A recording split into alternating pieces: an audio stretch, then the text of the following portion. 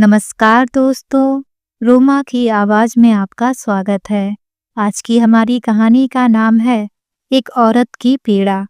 आज 70 वर्षीय वृद्ध माधवी जी दर्द से कराह रही थीं। शायद उनके कपड़े भी गंदे हो गए थे। उनका पूरा बिस्तर गीला और खराब हो चुका था। उनको समझ में नहीं आ रहा था कि करे तो क्या करें। चलने फिरने से तो लाचार थीं और बार बार बेबसी भरी नजरों से वह अपने कमरे के बाहर के दरवाजे की ओर देख रही थीं कि शायद उनकी बहू ही उनकी सहायता कर दे। लेकिन छवि को तो उनकी पड़ी ही ना थी।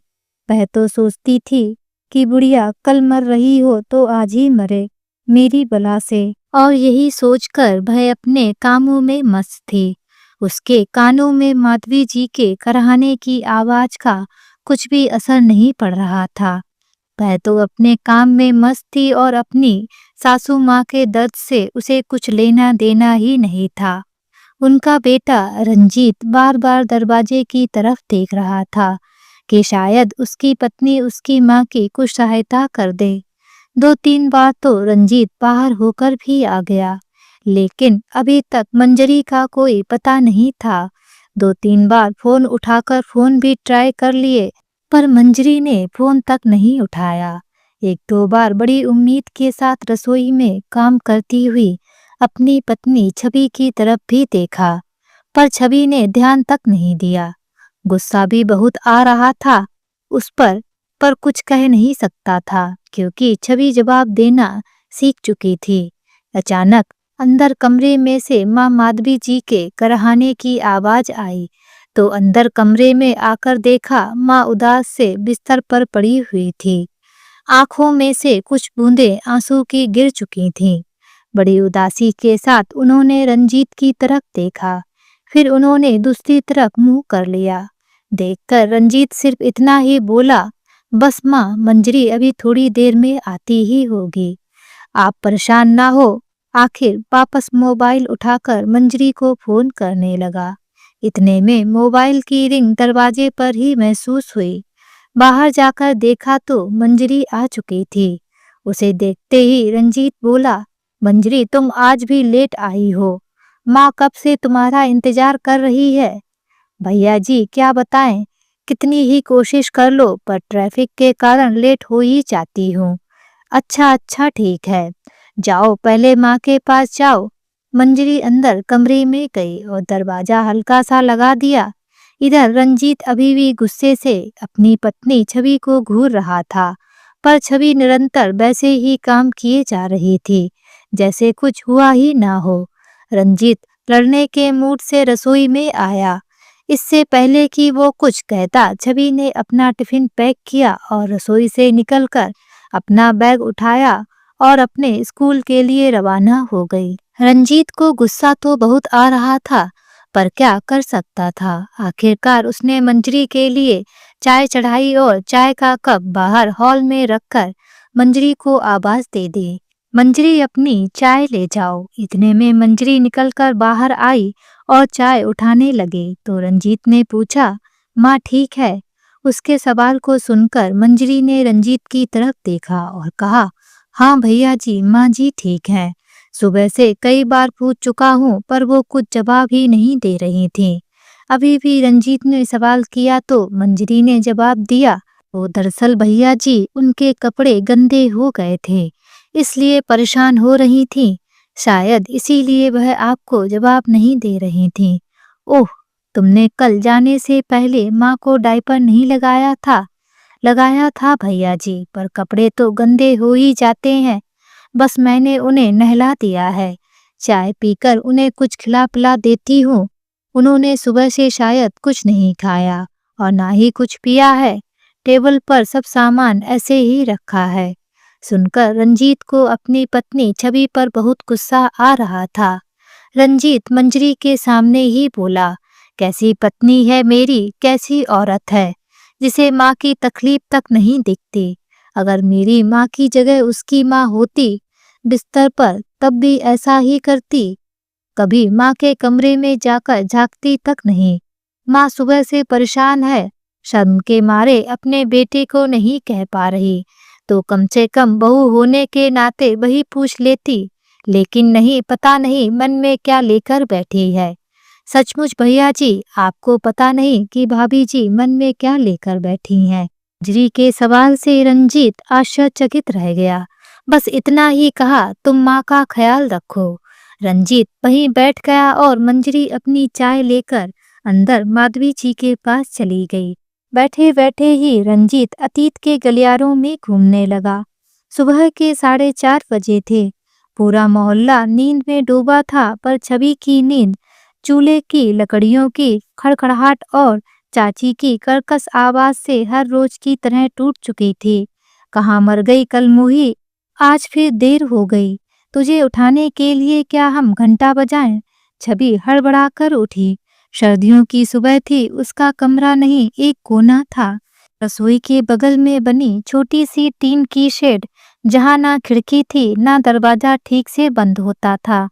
एक पुरानी फटी चादर में लिपटी उसने ठिठुरते हुए उठकर पैरों में पायल बांधी, ताकि चाची को लगे वो सच में जाग चुकी है। चाय बनाते हुए जैसे ही उसने चूल्हा जलाया, लकड़ियां धुआं छोड़ने लगीं। उसका पूरा चेहरा कालिक से भर गया। आंखों में धुआं और गालों पर आंसू दोनों थे। तभी चाची चिल्लाते हुए बोली, ढंग से चूल्हा भी नहीं जलता इस करमजली से। कोई अगर कहने लायक चीज होती तो माँ के मरने के बाद बाबूजी इसे हमारे गले क्यों डालते? चाची बड़बड़ाती रही।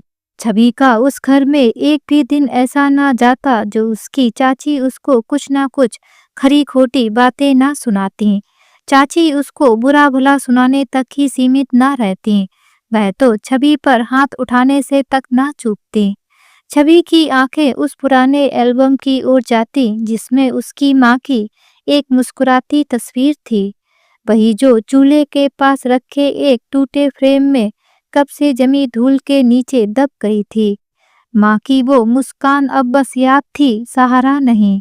चाय का गिलास कांपा जब चाची की तेज आवाज फिर गूंजी, अभी तक दूध नहीं उबाला, लल्ला के उठने का टाइम हो गया। क्या सोचती रहती है हर समय? चेहरा देखा है अपना आईने में? तेरे चाचा जी को काम पर जाना है, नाश्ता कब बनाएगी? कोई काम समय पर नहीं करती। चाची चाय पकड़ते हुए बोली। छवि का हाथ कांप गया। गर्म चाय उबलते हुए हाथ पर गिर गई। दर्द से होंठ खींचे मगर आवाज नहीं निकाली। वो जानती थी दर्द की भी आवाज देने पर एक नई गाली मिलती। चाय लेकर जैसे ही वो बाहर निकली, चाचा सामने बैठे मोबाइल पर रील्स देख रहे थे। हमेशा की तरह उन्होंने एक बार भी उसकी ओर नहीं देखा। ना चाय के लिए धन्यवाद, ना उसके हाथ की जलन पर कोई सवाल। 2 घंटे से चाय बना रही है, अब लल्ला का दूध भी तैयार कर और जल्दी नाश्ता बना। तेरा बाप तेरे भरोसे नहीं बैठा है, अब ना मरे तो गले की हड्डी बना पड़ा है। चाची ने कड़वाहट उगली। छवि ने आंखें नीची कर ली। वो जानती थी उसके पिता सिर्फ इसलिए जिंदा थे क्योंकि वो हर महीने एक मुट्ठी पैसे इस घर को भेज जाते थे। पापा कभी खुद से ये क्यों नहीं पूछते कि उनकी बेटी कैसे जी रही है? वो मन ही मन सोचती पर कभी कहती नहीं। उसने आकर जल्दी से गैस पर एक तरफ सब्जी रखी और दूसरी तरफ रोटी बनाने लगी। नाश्ता बनाने के बाद उसने जल्दी से झाड़ू लगाया। उसका चाचा चाची का बेटा संजय उठ गया था। वो जानबूझकर उसके आगे घूमता ताकि उसे झाड़ू लगाने में देर लगे और उसकी माँ से डांट पड़े, पर वो कुछ नहीं कहती थी, कभी नाराज नहीं होती थी। सारा काम करके वो स्कूल के लिए तैयार हो गई। बस एक स्कूल ही था जहाँ जाने की उसे जल्दी रहती थी। रसोई में सब्जी पकती रहती और साथ ही उसका सपना भी, स्कूल टीचर बनने का सपना, जो चूल्हे की आंच में हर रोज झुलसता मगर बुझता नहीं था। जब वो स्कूल जाने के लिए तैयार हुई तो उसने सबसे पुरानी सलवार कमीज पहनी। फटी सी किनारी कुछ ठीक से टाकी हुई, पर वो ही उसकी सबसे अच्छी पोशाक थी। छवि के पापा राजस्थान के एक छोटे से शहर में रहते थे। इसके पापा ट्रक ड्राइवर थे, दूसरे राज्यों में भी सफर पर रहते थे। स्कूल में वो साल भर की फीस दे जाते थे।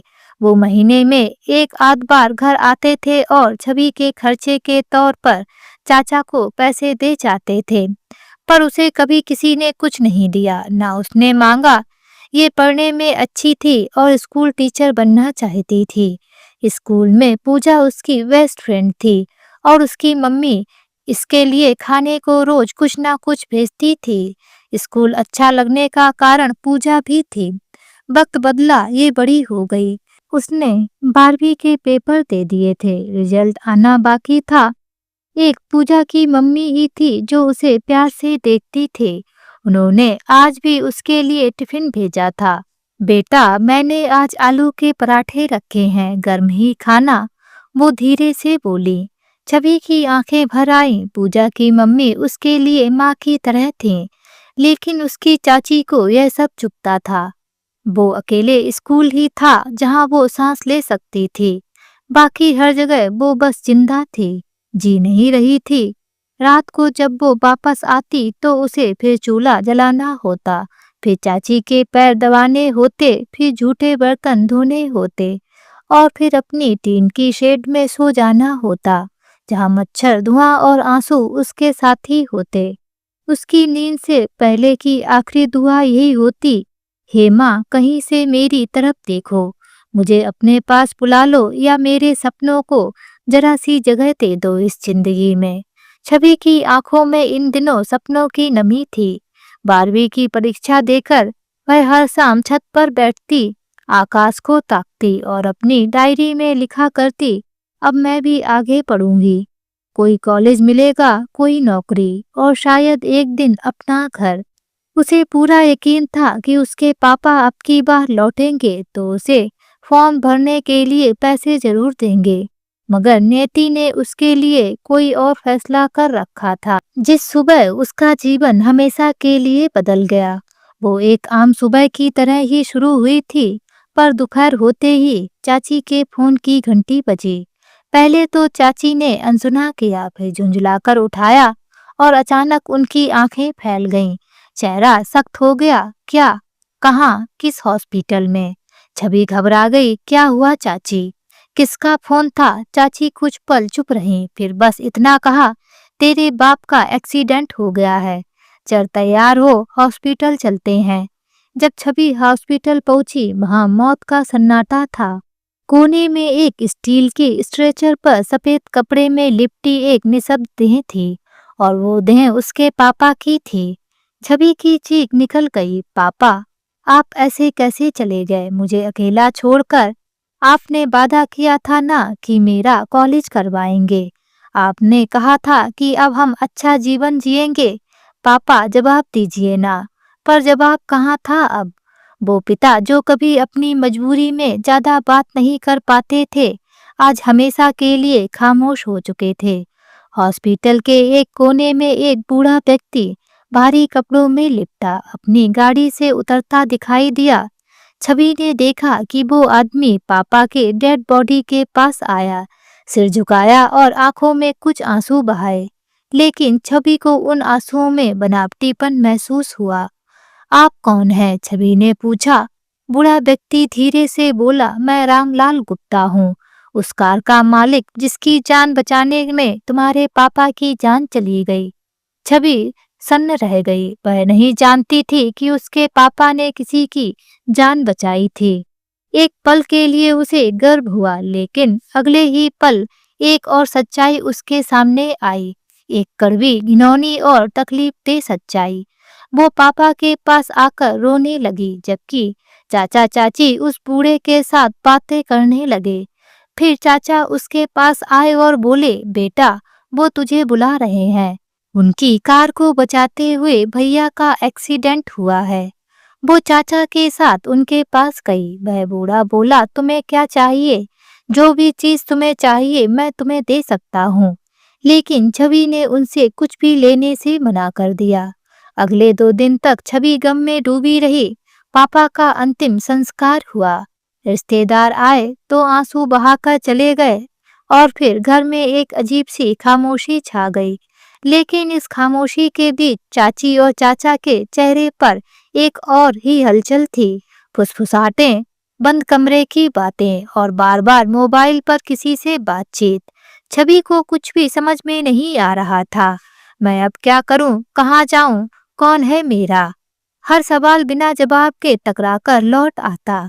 मुश्किल से ही 2 महीने बीते होंगे और एक दिन चाची बोली, शहर में तेरे लिए नौकरी का इंतजाम हुआ है।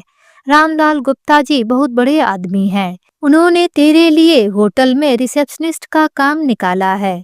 बढ़िया सैलरी मिलेगी, कमरा भी मिलेगा। बस तुझे थोड़ा स्मार्ट बनना पड़ेगा। छवि की आंखों में हल्की चमक आई। क्या मैं सच में नौकरी कर पाऊंगी? पापा को गर्व होता मुझ पर। उसने सोचा। चाचा चाची उसे नौकरी लगवाने का कहकर शहर ले आए और शहर पहुंचने के बाद गाड़ी एक आलीशान होटल के सामने रुकी। छवि को थोड़ा अजीब सा लगा क्योंकि होटल के बाहर कोई स्वागत नहीं, कोई मैनेजर नहीं। बस एक होटल में से उसे एक बूढ़े आदमी को सौंपते हुए बोले, लीजिए अब ये आपकी है। आप जो भी कहेंगे ये करेगी। चाचा ने उसकी ओर देखा और धीमे स्वर में कहा, अब ये आपकी है। छवि के कानों ने जैसे सुनने से इनकार कर दिया। क्या? उसने कांपते स्वर में पूछा। रामलाल गुप्ता जी वहीं खड़े थे। उनकी आंखों में अब कोई बनावटी आंसू नहीं था। अब वहां सिर्फ किसी चीज का लालच था। वो इंसान जिसके लिए उसके पापा ने जान दी, आज उसी की बेटी को खरीद चुका था। छवि ने पीछे देखा। चाचा चाची वापस मुड़ चुके थे। कोई विदाई नहीं, कोई आशीर्वाद नहीं, बस सौदा पूरा हो चुका था। फिर छवि से बोले, बेटा तुम्हें इनके घर नौकरी करनी है। अब यही तुम्हारे सब कुछ है। जैसा कहे वैसा करना। चाची ने उनसे चेक लेकर अपनी पर्स में रख लिया। छवि बोली, ना चाचा ना, ऐसा मत करो। चाचा आप ऐसा क्यों कर रहे हो? मुझे इनके साथ नहीं जाना। मैं सारा काम करूंगी। चाची मैं आपका हर कहना मानूंगी। मुझे अपने साथ ले चलो। छवि चाची का हाथ पकड़कर रो पड़ी, लेकिन चाची उसे कार में ढकेल उससे हाथ छुड़ाकर चलने को हुई। छवि भागी होटल के दरवाजे से बाहर। वो सड़क पर दौड़ी, रोती रही, लेकिन पीछे से गुप्ता के आदमी उसे पकड़ लाए। छवि की आंखें सूज चुकी थीं, पर आंसू अब भी रुकने का नाम नहीं ले रहे थे। चाची, चाचा मत करो ऐसा। मैं आपकी बेटी जैसी हूँ, मुझे बेचो मत, मुझे जाने दो। उसने चाची के पैर पकड़ लिए थे, मगर चाची ने झटक कर कहा, बहुत बोलती है तू। कुछ दिन में तेरी जुबान अपने आप बंद हो जाएगी। उसका पल्लू हवा में लहराया और छवि का आखिरी सहारा भी छिन गया। गुप्ता की कार का दरवाजा खुला और छवि को जबरन उसमें ढकेल दिया गया। गुप्ता ने मुस्कुराकर कहा, मैंने इसकी कीमत चुका दी है। अब ये मेरी जिम्मेदारी है और ये बात हमेशा याद रखना। वह बूढ़ा उसके चाचा चाची से बोला, देखिए मैंने इसकी पूरी कीमत दे दी है, इसलिए आइंदा मुझे अपनी शक्ल ना दिखाना। कहकर वो कार की पैसेंजर सीट पर आकर बैठ गए और ड्राइवर को कार चलाने को कहा। छवि जोर जोर से चिल्ला रही थी, चाचा चाची चुप हो जाओ, चिल्लाने का कोई फायदा नहीं है। जिन्हें तुम इतना रो रो कर बुला रही हो वो तुम्हें हमको बेच गए हैं। मैंने खुद उन्हें चेक दिया है। उन्होंने खुद माना है कि अब उन्हें तुमसे कुछ लेना देना नहीं है, उस बूढ़े ने कहा। उसकी बात सुनकर छवि चुप हो गई। आखिर वो कर भी क्या सकती थी। सफर लगभग 6 घंटे का था। रास्ता लंबा था। छवि खिड़की से बाहर देखती रही। खेत, नदी, पहाड़ सब दौड़ते रहे, पर उसकी जिंदगी वहीं ठहरी रह गई थी। उसने कुछ नहीं खाया, किसी से कुछ नहीं कहा। गाड़ी में बैठी वो एक जिंदा लाश थी। हर झटका उसे उसके भविष्य के टूटते सपनों की याद दिलाता था। एक बार तो उसने गाड़ी का दरवाजा खोलकर भागने की भी सोची, मगर गाड़ी इतनी तेज चल रही थी कि वो सिर्फ कांप कर बैठ गई। उन्होंने आधे रास्ते जाकर होटल में खाना खाने के लिए कार रोकी, पर वो नहीं उतरी। सफर बहुत लंबा है, कब तक भूखी रहोगी? बूढ़े ने कहा, पर वो अपनी जगह से नहीं हिली। तब वो दोनों बारी बारी अपना खाना खाकर उसके लिए खाना पैक करा लाए, पर उसने खाना तो दूर उसकी तरफ देखा भी नहीं। वो फिर चल पड़े। वो सो गई। उसे पता ही नहीं चला कब वो अहमदाबाद पहुंचे। कार के रुकने से उसने आंखें खोली। उसने देखा कि शाम हो गई है, हल्का अंधेरा भी हो गया है। जब गाड़ी एक ऊंची दीवारों वाले सुनसान इलाके में बनी एक भव्य कोठी के सामने रुकी, छवि की आंखें फटी की फटी रह गईं। ऐसा घर उसने सिर्फ फिल्मों में देखा था। उसके मन में पहला सवाल यही आया, क्या मुझे इतना बड़ा घर साफ करना होगा? लेकिन असली जवाब तो बहुत ज्यादा घिनौना था और छवि के बहन से भी परे। घर क्या महल था। इसने ऐसे महल किताबों में देखे थे। वो सोचने लगी, मुझे इतना बड़ा महल साफ करना पड़ेगा। चलो जो मेरी किस्मत। वो कार से उतरी, सर पर पल्लू किया और उस बूढ़े के साथ चल दी। बड़ा सा शानदार दरवाजा खुला तो एक औरत आरती का थाल लिए आई और उसकी आरती उतारी, पर उसने मुंह चढ़ा रखा था, मानो उससे चिढ़ती हो। औरत के पीछे वही हॉस्पिटल में मिला बूढ़ा खड़ा था। वो बोला, बेटा इसके पैर छुओ, ये तुम्हारी सास है और ये जेठ है और मैं भी तुम्हारा ससुर हूँ, और पास में खड़ी ये तुम्हारी जेठानी है। वो पागलों की तरह उनकी तरफ देखने लगी। सास ससुर जेठ जेठानी, लेकिन उसने फिर भी उनके पैर छुए। फिर वो उसे अंदर ले गए। अंदर से घर और भी सुंदर था। तभी सीढ़ियों से उतरती हुई और दो औरतें आईं। भारी जेवरों में लिपटी, पर चेहरे पर सख्ती थी। इसे ऊपर लेकर कमरे में जाओ और अच्छे से तैयार करो, साहब ने कहा आज ही। छवि को कुछ समझ में नहीं आया, लेकिन उसके भीतर कुछ कांपने लगा। उसे एक बड़े कमरे में ले जाया गया, जहां गुलाबी दीवारें थीं, महंगी परफ्यूम की गंध और रेशमी कपड़े रखे हुए थे। यह सब किस लिए? उसने कांपती आवाज में पूछा। एक औरत ने हंसते हुए कहा, अब तू इस घर की बहू है ना, या जो भी कहो, सांप का मन बहलाना है तुझे। छवि जैसे पत्थर हो गई। बहू? किसकी बहू? मैंने तो शादी नहीं की। गुलाब की पंखुड़ियां जमीन पर बिछाई गई थीं, अगरबत्तियां जल रही थीं, घंटे बज रहे थे और आरती की थाली में कपूर की लौ कांप रही थी। बाहर से सब कुछ एक शुभ विवाह की तस्वीर जैसा लग रहा था, मगर छवि के भीतर एक अंतहीन सन्नाटा पसरा हुआ था। किसकी आरती हो रही है? किसकी गृह प्रवेश की पूजा है ये? उसने धीरे से आंखें उठाईं तो सामने एक स्त्री खड़ी थी। भरे हुए माथे, भारी जेवर और तीखी नजरें। ये तुम्हारी जेठानी है, किसी ने कान में फुसफुसाया। छवि कुछ कहती इससे पहले ही उसकी बाईं ओर खड़ा एक बूढ़ा आदमी हाथ जोड़कर मुस्कुराया। बेटा, अब ये तुम्हारा घर है, मैं तुम्हारा ससुर हूँ। ससुर? उसने एक क्षण को सोचा। जिसने मुझे खरीदा है वही अब मेरा खरीदार नहीं ससुर है, तो असली वो कौन है जिसके सवालों का कोई जवाब नहीं था, सिर्फ संस्कारों का नाटक था? शिवानी, इसे कपड़े बदलवा दो। कमरे के कोने में खड़ी एक औरत को आदेश मिला। शिवानी उसे एक दूसरे कमरे में ले गई, जहां पहले से ही सब कुछ रखा हुआ था। लाल रेशमी साड़ी, कांच की चूड़ियां, भारी सिंदूर, बिंदी, पायल, झुमके और लिपस्टिक। छवि आंखें फाड़कर देखती रही। किसके लिए? क्यों? किस हक से? शिवानी ने साड़ी उसकी गोद में रख दी और बोली, बिना सवाल किए पहन लो। ये घर बहुत बड़े लोगों का है, यहाँ जवाब नहीं, बस आदेश चलते हैं। छवि ने साड़ी को हाथ में लिया। लाल रंग उसके हाथों पर खून जैसा लगा। हर बार जब उसने सिंदूर को देखा, उसकी माँ की तस्वीर याद आ जाती। माँ जो सुबह पूजा करके माथे पर चुटकी भर सिंदूर लगाती थी, जिसमें प्यार, अधिकार और साथ था। पर ये सिंदूर नहीं, ये जंजीर थी। जब शिवानी ने उसके बालों की मांग में सिंदूर भरा, छवि कांप गई। तू अब इस घर की बहू है, शिवानी बोली। पर किसकी बहू, किसकी पत्नी? छवि की आंखों में आंसू तैर रहे थे। जब वो कमरे से बाहर आई, पूरा हॉल जैसे उसका इंतजार कर रहा था। कई चेहरे, कुछ उत्सुक, कुछ तटस्थ और कुछ हिकारत भरी निगाहों से उसे देख रहे।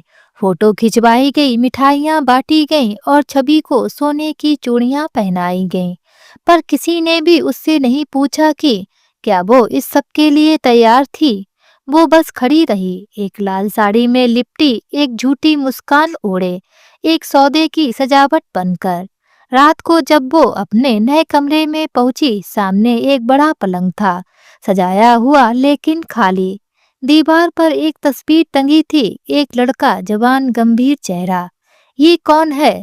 उसने खुद से पूछा। उसी वक्त शिवानी आई और बोली, ये साहब का बेटा है, तुम्हारा पति रंजीत। विदेश में रहता है, शादी के लिए माँ ने तुम्हें चुना है। बस उसने अभी नहीं देखा तुम्हें। छवि चौंक गई। तो मैं उस आदमी की बीवी हूँ जो मुझे जानता भी नहीं। हाँ, और तुम्हें जानने की जरूरत भी नहीं। तुम्हारा काम सिर्फ चुप रहना है। छवि के भीतर कुछ टूट गया था। उसने सिंदूर को उंगलियों से मिटाने की कोशिश की, मगर वो लकीर जैसे खून बनकर जम चुकी थी। मेरी शादी नहीं हुई, मैंने कोई वचन नहीं लिया। ये रिश्ता किस कानून से है? पर वहाँ कोई न्याय नहीं था, कोई दलील नहीं थी। उस रात छवि जमीन पर बैठी रही, साड़ी में लिपटी हुई, आंखों से आंसू बहते रहे। और उसने धीरे धीरे खुद से एक वादा किया, एक दिन मैं इस झूठ को तोड़ूंगी, एक दिन मैं इस लाल साड़ी को लौटा दूंगी, पूरे सम्मान के साथ। लेकिन आज नहीं, क्योंकि आज मैं अकेली हूँ। वो रात कितनी भारी, कितनी लंबी और कितनी बेरहम थी। जिस पल से छवि को उस सजे हुए कमरे की दहलीज पर लाया गया, वो जान गई थी यह कोई सपना नहीं, यह एक धीमी मौत की शुरुआत है। कमरा जैसे किसी फिल्म का सेट था। सुगंधित मोमबत्तियां, फूलों की सेज, महंगे पर्दे और एक तकिया जिस पर सुहागन कढ़ा हुआ था। पर उस कमरे में सबसे भारी चीज थी उसका डर। छवि चुपचाप कोने में बैठ गई। साड़ी अब बोझ लगने लगी थी। कांच की चूड़ियां कलाई में चुभ रही थीं और सिंदूर की रेखा एक जलती हुई लकीर जैसी महसूस हो रही थी। अचानक दरवाजा खुला। वही बूढ़ा आदमी अंदर आया, यानी रामलाल जी अंदर आए। वही जिसने उसे खरीदा था, वही अब खुद को उसका ससुर कहता था। उसके चेहरे पर छलिया मुस्कान थी और हाथ में शराब का गिलास। आज से तुम मेरे बेटे की हो, पूरी तरह से। जब रामलाल गुप्ता कमरे में आए तो एक शेर की तरह कमरे के हर कोने को अपनी नजर से मसल रहे थे। छवि दीवार में चिपकी खड़ी थी। वो रोना चाहती थी, मगर गले से आवाज ही नहीं निकल रही थी। गुप्ता जी पास आए और बोले, आज से वह सब तुम्हें करना होगा मेरे बेटे के लिए, जो एक पत्नी करती है। पत्नी नहीं तो क्या हुआ, मेरी पसंद तो है और मैंने तुझे खरीदा है। याद रखना, यह एहसान नहीं है, सौदा है। उन्होंने धीरे से कहा और दरवाजा बंद कर दिया। छवि ने घबराकर पीछे हटना चाहा। उसकी सांसें तेज हो गईं, दिल जैसे किसी हथौड़े से पीटा जा रहा हो। नहीं, प्लीज मत करिए ऐसा, उसने कांपती आवाज में कहा। हमने तुम्हें खरीदा है, अब तुम्हारी ना का कोई मतलब नहीं। वो जैसे ही छवि की ओर और कुछ कहने के लिए बढ़े, छवि ने एक झटके से पास की मेज से दिया उठाकर आगे कर दिया। एक भी कदम आगे बढ़ाया तो खुद को जला दूंगी। एक पल को सन्नाटा छा गया। फिर उसने क्रोध में गिलास फेंका। ये नाटक ज्यादा दिन नहीं चलेगा। तुझे मेरे बेटे की पत्नी बनकर ही रहना होगा, याद रखना। और वह दरवाजा पीटते हुए बाहर निकल गए। छवि ने झटपट दरवाजा बंद किया, कुंडी चढ़ाई और कांपते हुए जमीन पर बैठ गई। उसकी हथेलियां थरथरा रही थीं, आंखों से आंसू बह रहे थे, लेकिन कोई मदद नहीं आई, कोई आवाज नहीं आई, सिर्फ सन्नाटा। पूरी रात छवि दरवाजे से सटी बैठी रही, कभी रोती रही, कभी खुद से सवाल करती, मैंने क्या गुनाह किया था? किसी के पिता को बचाने की कीमत एक लड़के की इज्जत होती है क्या? हर कुछ मिनट में दरवाजा पीटा जाता, कभी धमकी, कभी विनती, यह हमारा हक है, पत्नी हो तुम मेरी। पत्नी, उस शब्द से उसे घिन आई। अब की बार दरवाजा रंजीत पीट रहा था। वह बोल रहा था, दरवाजा खोलो वरना सही नहीं होगा। कहने को तो अभी लोग बोल रहे थे कि वह विदेश में है, लेकिन सच तो यह था कि रंजीत एक मानसिक बीमारी से गुजर रहा था और वह अपनी सौतेली माँ माधवी जी के पूरे बस में था। यह बात समाज में चारों तरफ फैली थी कि रंजीत एक मानसिक रोगी है, इसलिए उसकी शादी नहीं हो रही थी। तभी रामलाल गुप्ता जी ने सोचा, क्यों ना हम छवि को खरीद कर अपने बेटे रंजीत की शादी उससे करा दें। रंजीत पूरी रात कमरे के बाहर इंतजार करता रहा कि कब छवि दरवाजा खोले और वह अंदर जाए, लेकिन छवि ने दरवाजा नहीं खोला। वह भी अकेली कमरे में बैठी रही और अपने भाग्य को कोसती रही। उस रात पहली बार छवि ने अपनी माँ के नाम रखी डायरी के पन्ने फाड़ दिए। माँ, आपने मुझे क्यों जन्म दिया? अगर मेरी किस्मत यही थी तो क्यों नहीं आप मुझे अपने साथ ले गईं? क्यों? सुबह की पहली किरण कमरे में आई तो छवि अब भी जमीन पर ही थी। आँख सूज चुकी थी, होंठ सूख चुके थे और मन बिल्कुल खोखला लग रहा था। वो धीरे से उठी, साड़ी को ठीक किया, आईने में देखा और खुद को पहचानने से इनकार कर दिया।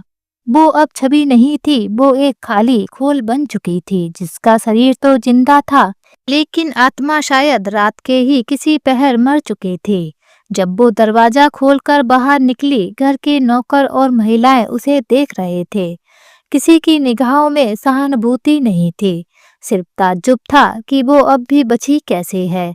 रंजीत की भाभी वहीं खड़ी थीं। बोली, बहू बन गई हो, अब ज्यादा नखरे मत दिखाना, ये घर तुम्हारा है, निभाना पड़ेगा।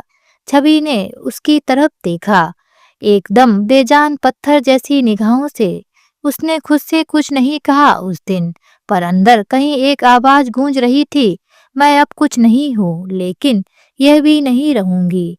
मैं एक दिन उठूंगी और सब कुछ बदल दूंगी। सुबह की शुरुआत अब छवि के लिए किसी सुनहरी किरण से नहीं, बल्कि एक जोरदार आवाज से होती। वही लड़की उठ गई हो या अभी तक रानी बनी हो। उस रोज उसे सबसे पहले रसोई में भेजा जाता। गैस का चूल्हा नहीं था, लकड़ी जलानी पड़ती थी। धुएं से उसकी आंखें जलती, पर आंसू कोई देखता ही नहीं था, क्योंकि अब उसके आंसू दिखते नहीं थे, बर्दाश्त समझे जाते थे। रसोई में सबके लिए चाय बनती, पर छवि के लिए नहीं। वो दिन भर काम करती रहती, झाड़ू पोछा, बर्तन, कपड़े, खाना, सबके कपड़ों की इस्त्री, यहाँ तक कि ननद के पालतू कुत्ते का भी टिफिन वही तैयार करती।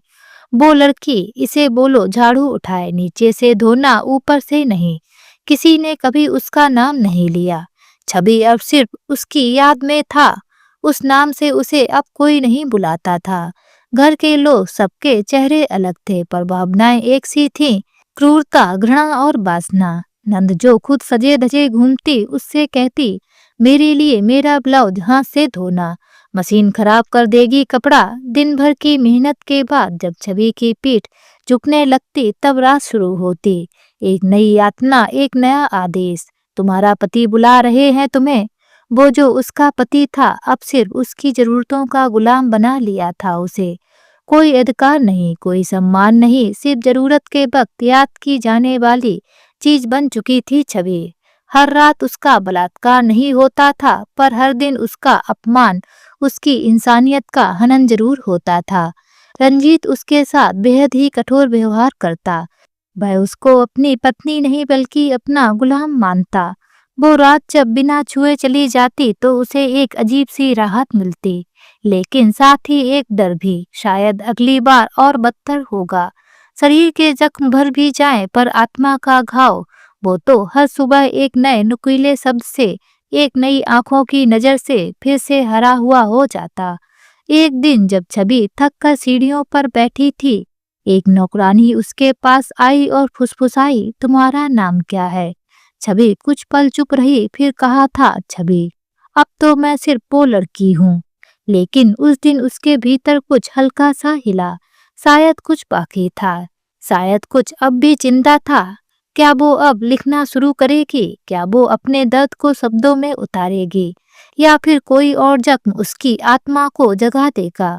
अब छवि वो नहीं रही थी जो स्कूल में पूजा के साथ हंसती थी। अब वो उस जेल की कैदी थी जिसकी आजादी की कोई उम्मीद नहीं थी। ना कोई फोन, ना चिट्ठी, ना बाहर की दुनिया से कोई नाता। हर रात वो चुपचाप चांद को देखती। शायद माँ वहाँ कहीं होंगी जो उसकी पीड़ा को समझे। एक दिन वो घर की छत पर बैठी थी। तभी किसी नौकर ने कहा, तुम्हें पता है, हमारे चाचा चाची हर महीने यहाँ से मोटा पैसा लेते हैं। उन्होंने तो कहा था कि तुम अनाथ हो और गलियों में मिली थी। उस दिन पहली बार छवि के अंदर कुछ चला, कोई भावना, कोई तूफान। छवि को उस हवेली में आए कुछ समय ही बीता था, लेकिन वहां का हर कोना अब उसके लिए किसी कैद खाने से कम नहीं था।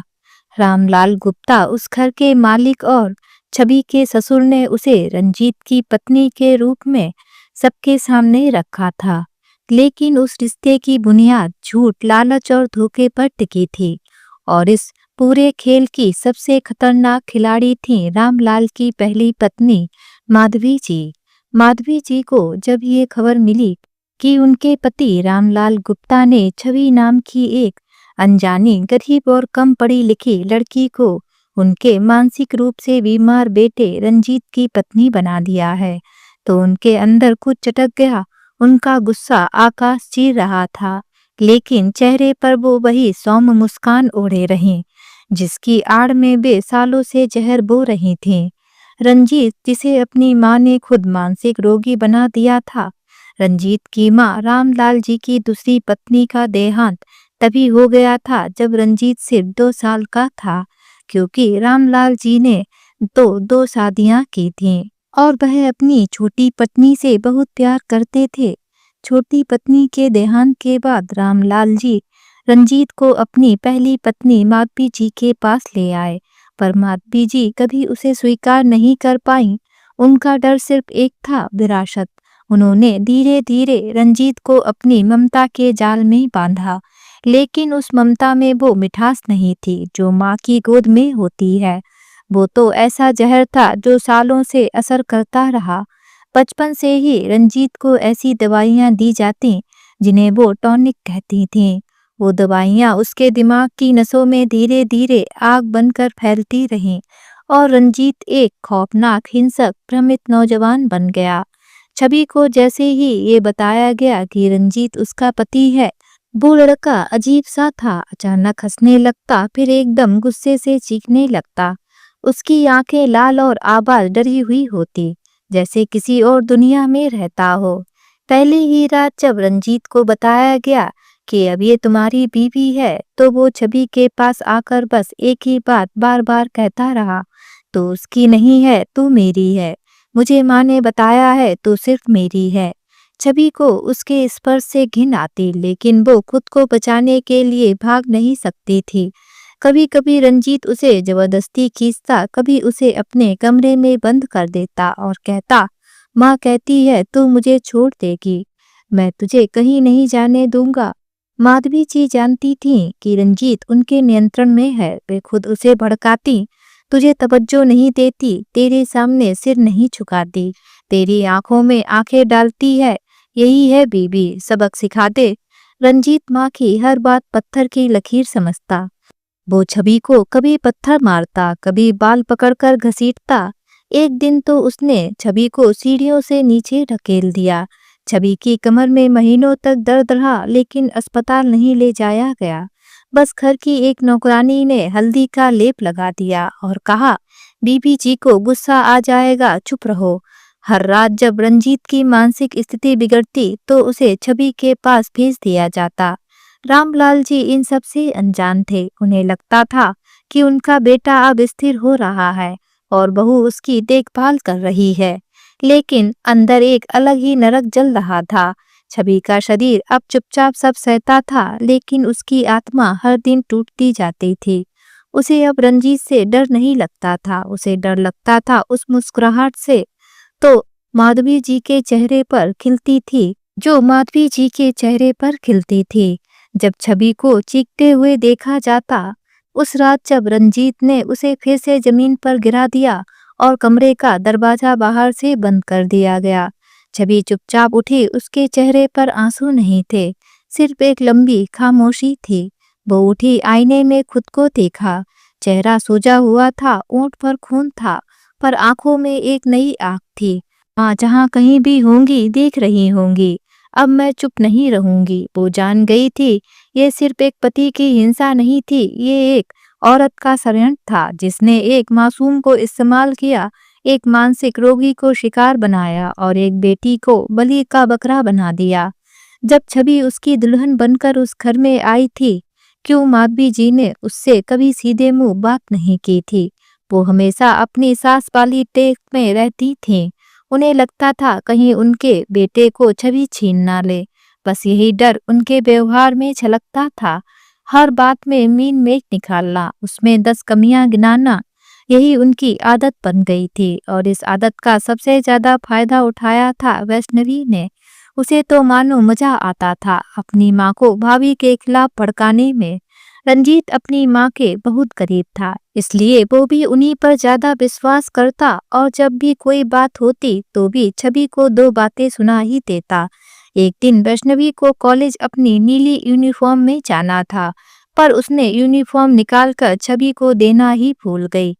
यूनिफॉर्म गंदी ही पड़ी रह गई। अगले दिन जब वो तैयार होने लगी तो गंदा यूनिफॉर्म देखकर उसने चिल्लाना शुरू कर दिया, भाभी आपको बोला था ना यूनिफॉर्म धो देना, अब देखो क्या हाल है इसका। वैसे तो घर में काम करने के लिए काफी नौकर थे, लेकिन छवि को परेशान करने के लिए सभी लोग उसी से काम करवाते थे। माधवी जी ने आवाज सुनी तो आ गई और बिना कुछ पूछे सीधे छवि पर बरस पड़ी। तो दिन भर करती क्या है, 2 कपड़े भी नहीं धो सकती? छवि ने संयम से कहा, माँ जी मैंने तो कभी ड्रेस देखी ही नहीं, वैष्णवी ने मुझे दिया ही नहीं तो मैं धोती कैसे? बस यही बात माधवी जी को चुभ गई। उन्होंने रंजीत के सामने रोना धोना शुरू कर दिया। यही सम्मान रह गया मेरी बहू के मन में मेरे लिए। अब तो मुझे जवाब देने लगी है, कल को घर से भी निकाल देगी, यही सिला मिलेगा मुझे मेरी परवरिश का। और रंजीत वो तो गुस्से में अंधा हो गया। आओ देखा ना ताव सीधे एक थप्पड़ छवि के गाल पर चढ़ दिया। छवि की आंखों में आंसू छलक आए, गाल पकड़े वो बस चुपचाप खड़ी रह गई और दोनों माँ बेटी अपनी कुटिल मुस्कान लिए अपने कमरे में चली गईं। छवि अंदर तक टूट चुकी थी, छोड़कर सब कुछ जाना चाहती थी, लेकिन उसे पता था वह ऐसा नहीं कर सकते। माधवी जी को जब ये पता चला कि छवि के मैके वाले साथ नहीं देने वाले, उनके तानों की धार और तेज हो गई। वक्त बीत रहा था, छवि माँ बनने वाली थी। 7वां महीना चल रहा था। एक दिन बहुत बारिश हो रही थी। रंजीत, माधवी जी और वैष्णवी तीनों ही घर पर थे। माधवी जी ने छवि से कहा, एक कप कॉफी बना ला। छवि उठकर कॉफी बना ही रही थी कि तभी अपने कमरे से दौड़ते हुए वैष्णवी निकली और छवि से टकरा गई। कॉफी का कप नीचे गिर पड़ा। वैष्णवी को कोई चोट नहीं लगी थी, लेकिन उसने तुरंत नाटक शुरू कर दिया, हाय मुझे जला दिया भाभी ने, हाय क्या दिन देखने बाकी रह गए थे। माधवी जी और रंजीत भागकर आए, बिना कुछ पूछे बिना कुछ समझे। माधवी जी ने छवि के गाल पर एक जोरदार थप्पड़ रसीद कर दिया। थप्पड़ इतनी जोर से मारा गया था कि छवि अपने आप को बैलेंस नहीं कर पाई और डाइनिंग टेबल से पेट के बल टकरा गई। पेट पर गहरी चोट लगी और वो दर्द से झटपटाने लगी। रंजीत कुछ समझ नहीं पाया। फिर अचानक उसे होश आया और वो छवि को लेकर हॉस्पिटल भागा। डॉक्टर ने कहा मिसकैरेज हो गया है, लेकिन माधवी जी मन ही मन खुश हो रही थीं, क्योंकि कहीं ना कहीं वह तो यह सब चाहती ही थी। 1 सप्ताह हॉस्पिटल में रहने के बाद छवि घर आई, पर डॉक्टर ने उसे सख्त बेड रेस्ट की सलाह दी थी। माधवी जी ने साफ कह दिया, हमसे इसकी देखभाल नहीं होगी। इसे इसके चाचा चाची के घर छोड़ा, पर रामलाल जी ऐसा नहीं करना चाहते थे। उन्हें डर था कि अगर लोग जान गए कि सास बहू के झगड़े की वजह से ऐसा हुआ है तो बदनामी होगी। इसलिए उन्होंने एक नर्स रखवाई, मंजरी। 20 दिन की देखभाल के लिए मंजरी आई और वो छवि का एकमात्र सहारा बन गई। पर मंजरी ने इन कुछ दिनों में सब कुछ देख लिया था, माँ बेटी दोनों का असली चेहरा। छवि के लिए खाना, वो तो मंजरी के आने तक भूखी प्यासी रहती। वॉशरूम भी खुद से दीवार का सहारा लेकर जाती थी छवि। एक आवाज तक नहीं सुनाई देती थी इन दोनों के कानों में। उन्होंने नौकरों को भी मना करके रखा था छवि की सहायता के लिए।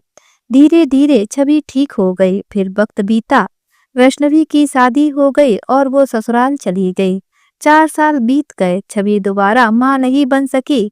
वो चुप रही। माधवी जी अपनी हरकतों से बाज नहीं आई। उस दिन छवि बस यूं ही ऊपर की तरफ जा रही थी। किताब ढूंढने का बहाना था, दिल में बेचैनी। हवेली की सीढ़ियां वैसी ही थीं, लंबी, चमकदार, लेकिन ठंडी और वीरान।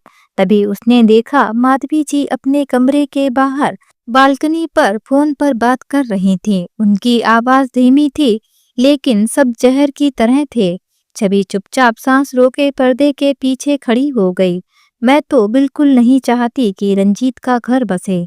मेरे पति के आगे मेरी नहीं चलती, नहीं तो उस छवि को मैं कब की निकाल चुकी होती। मैं तो उसे रोज वो दवा देती हूँ जिससे वो मानसिक रूप से असंतुलित ही रहे, वरना किसी दिन सब कुछ मेरे हाथ से निकल जाएगा। छवि के कानों में जैसे बम फट गया हो।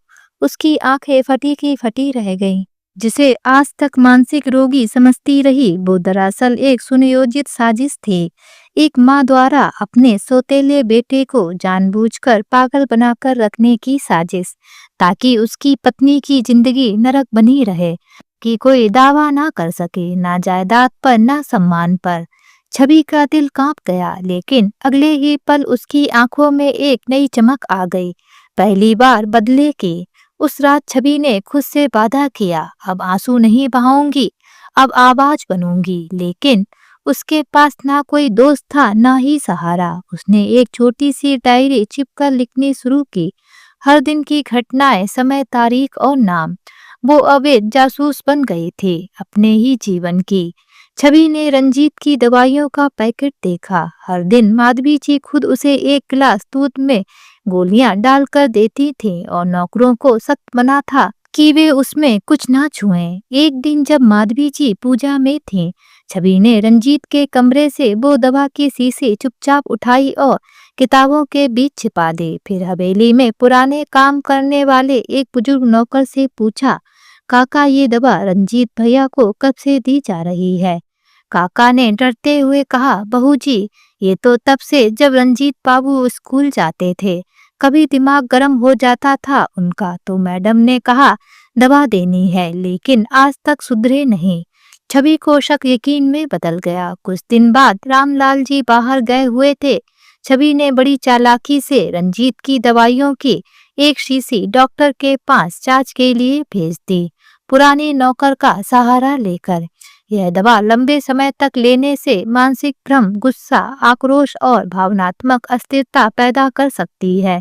यह केवल कुछ विशेष मानसिक रोगियों के लिए सीमित समय के लिए होती है, परंतु दैनिक रूप से देने से व्यक्ति पर स्थायी प्रभाव हो सकता है।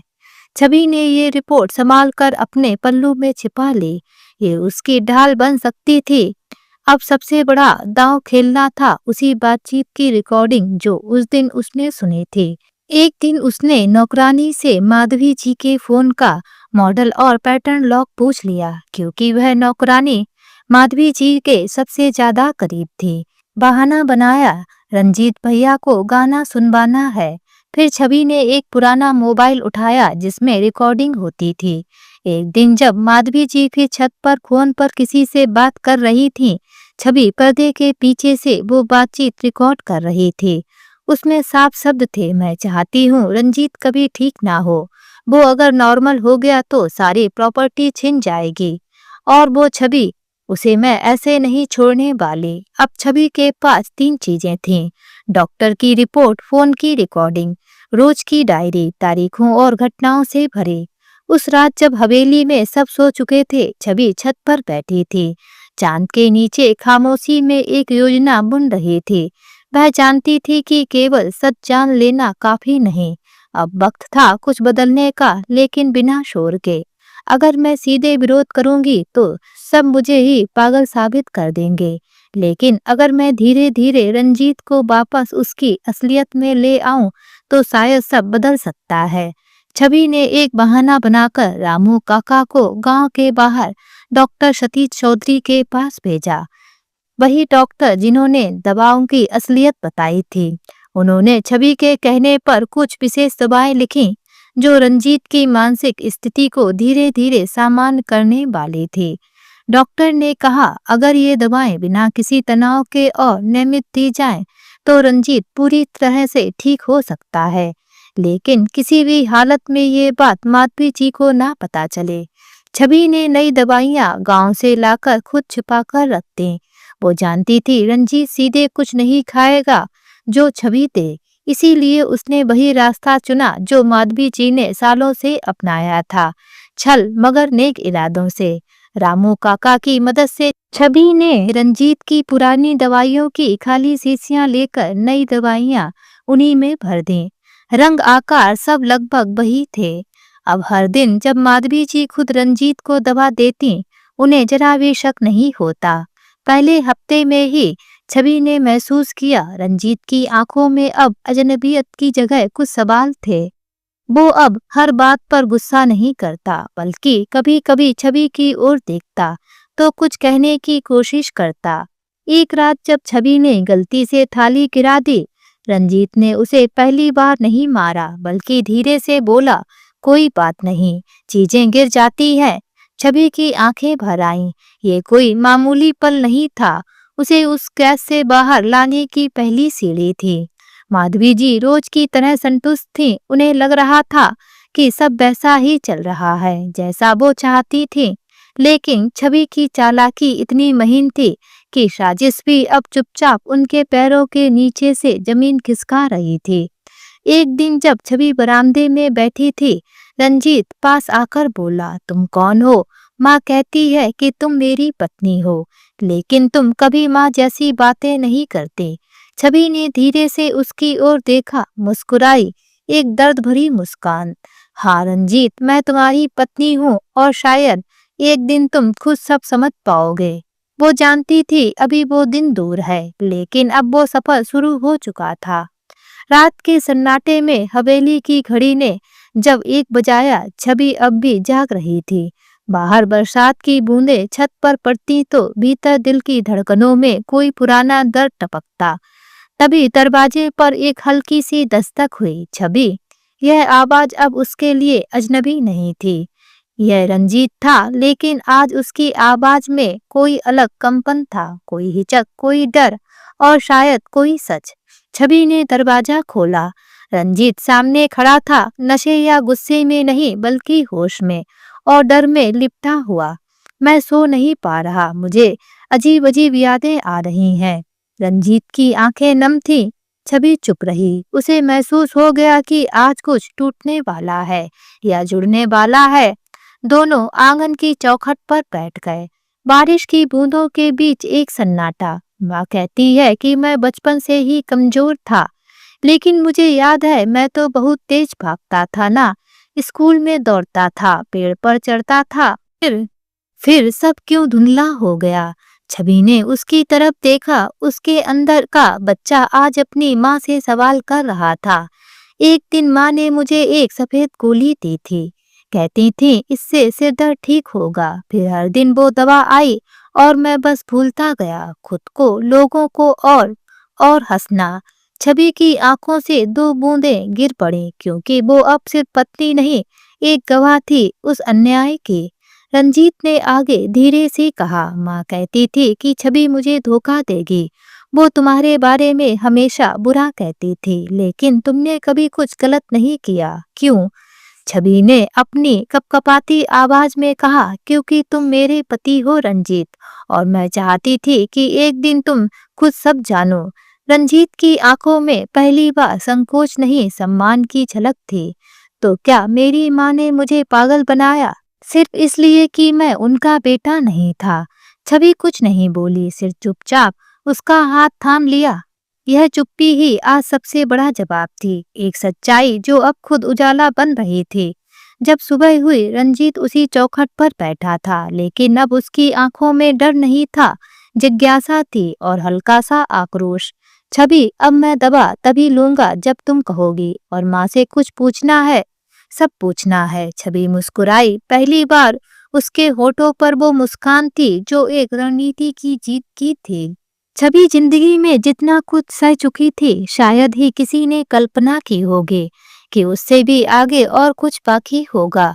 लेकिन नियति की स्याही ने जैसे उसके भाग्य में दुख की इबारत लिख दी थी, वो भी ऐसे शब्दों में जो मिटाए नहीं जा सकते थे।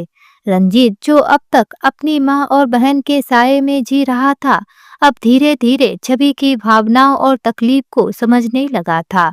जब से माधवी जी को बिस्तर ने जकड़ा था, तभी से घर का माहौल एकदम सन्नाटे में डूब गया था। छवि अब किसी से कुछ नहीं कहती थी, ना कोई शिकायत, ना कोई उम्मीद। बस एक ठंडी सी तटस्थता उसके चेहरे पर जमी रहती थी। रंजीत के व्यवहार में आए बदलाव को देखकर छवि ने सोचा कि अब समय आ गया है कि माधवी जी के कर्मों को सबके सामने लाया जाए। लेकिन तभी एक दिन एक भूचाल सी खबर आई। माधवी जी के सगे बेटे और बहू ने रंजीत और छवि के नाम की सारी संपत्ति हड़प ली थी। इतना ही नहीं, वे अब अपनी माँ माधवी जी को भी अपने पास रखने को तैयार नहीं थे।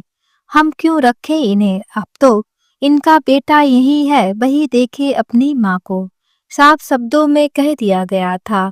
माधवी जी को जब यह बात पता चली कि उनके सगे बेटे बहू उनको ही नहीं रखना चाहते और उन्होंने सारी जायदाद अपने नाम कर ली है, तो उनको एक धक्का सा लगा। वह उस समय सड़क पर कार चला रही थी और अपना आपा खो बैठी, जिससे उनका भयंकर एक्सीडेंट हो गया।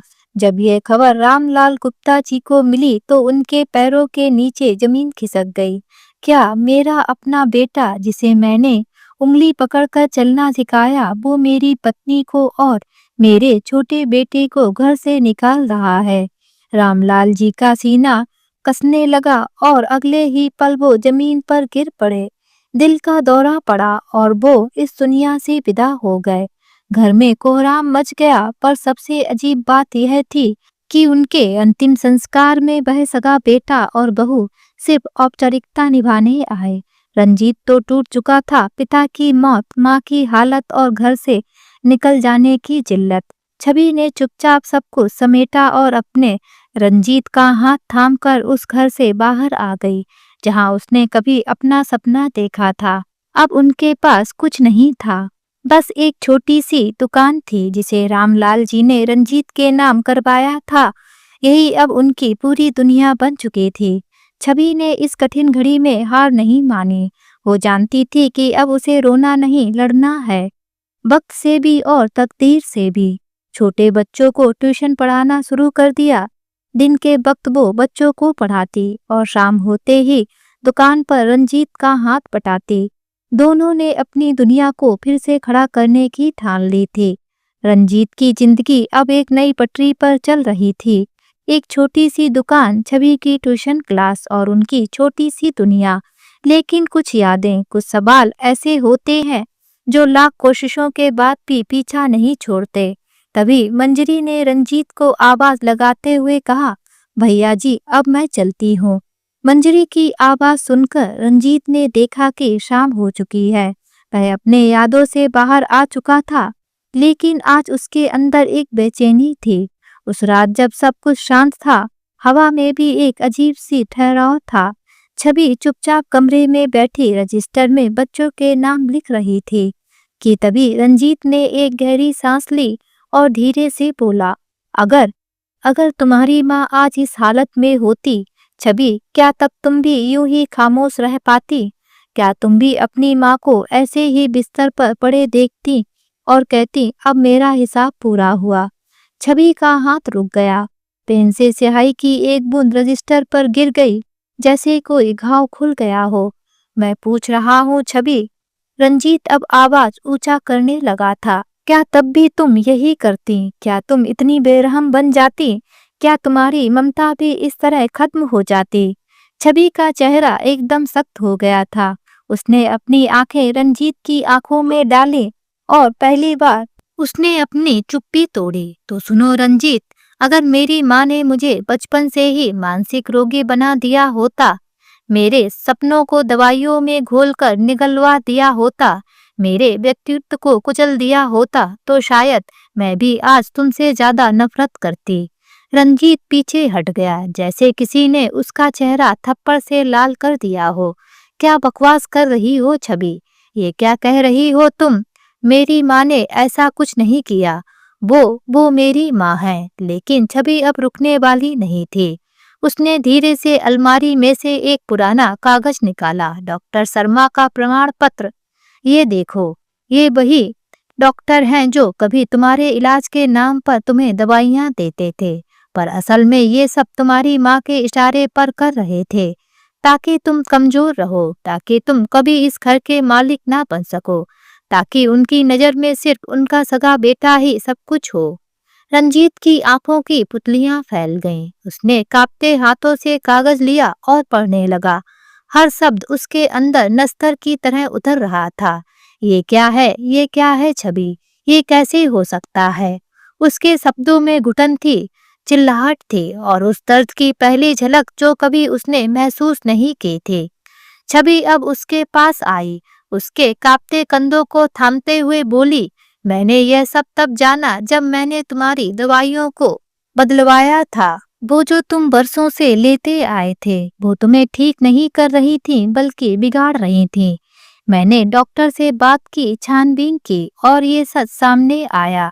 रंजीत अब पूरी तरह से टूट चुका था। मेरी माँ ने मेरे ही बचपन को छीन लिया, मुझे पागल बना दिया ताकि मैं उनके लायक ना बन सकूं, ताकि उनकी सारी दौलत सिर्फ सगे बेटे को मिल जाए।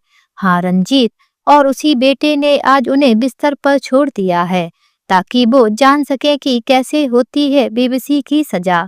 रंजीत अब जमीन पर बैठ गया। उसके हाथ सिर पर थे, आंखों से आंसू टपक रहे थे। मैंने तुझ पर कितना शक किया छवि, तेरी नजरों में खुद को देख नहीं पाया कभी, पर आज मैं खुद को भी नहीं देख पा रहा। छवि अब उसके पास बैठी और धीरे से उसका माथा अपनी गोद में रख लिया। अब सब जान लिया ना? अब अपने घावों को पहचान लिया ना? अब चलो मिलकर खुद को फिर से बनाते हैं, क्योंकि अब वक्त आ गया है कि हम अपने ही अतीत की राख से एक नई शुरुआत करें। उस रात रंजीत सोया नहीं, वो बस अपने भूतकाल से लड़ता रहा और छवि वो रात भर उसके पास बैठी रही, जैसे किसी टूटे हुए इंसान की आत्मा को फिर से जोड़ा जा रहा हो। कभी कभी जीतने के लिए लड़ना नहीं पड़ता, सिर्फ किसी का सच जानना पड़ता है। और उस रात रंजीत को अपने जीवन का सबसे बड़ा सच मिला था कि सबसे गहरा जहर वही पिलाता है जिस पर सबसे ज्यादा भरोसा होता है। इधर माधवी जी भी यह सब जान गई थी कि छवि और रंजीत को उनकी सच्चाई पता चल गई है। माधवी जी को अब यह सब पता चल गया कि उनके अपने बेटे बहू ने उन्हें इस हाल में छोड़ दिया है। उनकी सारी संपत्ति को बेचकर वे ऐश कर रहे हैं और उन्हें बिस्तर पर पड़ा छोड़ गए हैं। तो उन्होंने छवि की ओर देखा, पर इस बार आंखों में दहशत, ग्लानि और अफसोस था। छवि, मैंने तुम्हारे साथ कितना अन्याय किया, पर तूने तो कभी कुछ कहा ही नहीं। पर अब छवि के चेहरे पर ना दया थी ना माफी, बस एक ठंडी सी दृढ़ता थी। हर थप्पड़ की कीमत होती है माँ जी, और अब आपकी सेवा की कीमत मैं चुका चुकी हूँ। छवि अब उनकी सेवा नहीं करती थी, लेकिन इंसानियत के नाते खाना बनाकर रख देती थी। नरसी उनका सारा ध्यान रखती थी। वैष्णवी से कहा गया, पर उसने भी आने से साफ मना कर दिया। छवि अब हर दिन अपने आत्मसम्मान के साथ जीती थी। उसकी चुप्पी अब उसकी सबसे बड़ी आवाज थी। और रंजीत, अब वो हर दिन छवि की आंखों में खुद को देखने की कोशिश करता था, पर खुद से नजर नहीं मिला पाता था। लेकिन छवि उसको हमेशा एक मजबूत सहारा देती। माधवी जी अब बिस्तर पर लेटी हुई एक एक दिन काट रही थीं। कभी छवि की सास थीं, पर अब उन्हीं के सामने एक अपराधिनी की तरह लेटी थीं, क्योंकि उन्होंने अपने जीवन की सबसे बड़ी गलती वही की थी जिसे अब ना वक्त माफ करता था ना किस्मत। वक्त बदल चुका था, अब सजा का वक्त था। छवि की चुप्पी, उसकी हिम्मत और उसका आत्मसम्मान, सब कुछ अब उसके सिर पर ताज था। और माधवी जी, उनके गालों पर बहती आंसुओं की लकीरें अब उनकी अपनी कहानी सुना रही थीं। कैसे हर अत्याचार की कीमत एक दिन चुकानी ही पड़ती है, और कैसे कोई छवि कभी ना कभी अपनी पहचान बनाकर दुनिया को चौंका देती है। तो दोस्तों, आज की ये कहानी आप सभी लोगों को कैसी लगी, नीचे कमेंट बॉक्स में लिखकर हमें जरूर बताएं। अगर ये कहानी आप सभी लोगों को अच्छी लगे तो प्लीज़ इस वीडियो को लाइक और शेयर ज़रूर करें और मेरे चैनल को सब्सक्राइब करना ना भूलें। तो फिर मिलते हैं एक नई कहानी के साथ। बाय।